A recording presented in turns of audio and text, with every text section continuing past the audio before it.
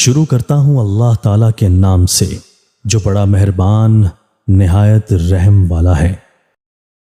حضرت عبداللہ بن عمر رضی اللہ تعالیٰ عنہ راوی ہیں کہ رسول کریم صلی اللہ علیہ وآلہ وسلم نے فرمایا، اللہ رب العزت کی بندگی کرو، غریبوں کو کھانا کھلاؤ اور سلام کو ظاہر کرو، جنت میں سلامتی کے ساتھ داخل ہو جاؤ گے۔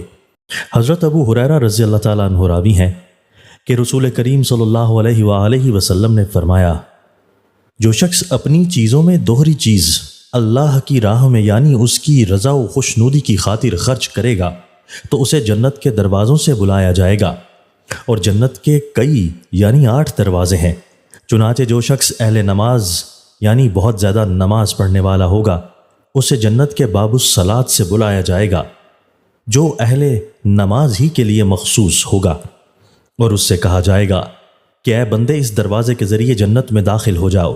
اور جو شخص جہاد کرنے والا یعنی اللہ کی راہ میں بہت زیادہ لڑنے والا ہوگا اسے باب الجہاد سے بلایا جائے گا۔ جو شخص صدقہ دینے والا ہوگا اسے باب الصدقہ سے بلایا جائے، اور جو شخص بہت زیادہ روزے رکھنے والا ہوگا اسے باب الریان یعنی باب الصیام سے کہ جنت میں روزہ کے دروازے کا یہی نام ہے بلایا جائے۔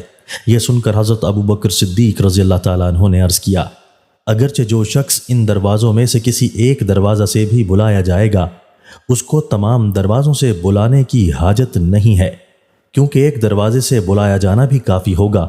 بائیں طور کہ مقصد تو جنت میں داخل ہونا ہوگا اور یہ ایک ہی دروازے سے بھی حاصل ہو جائے گا۔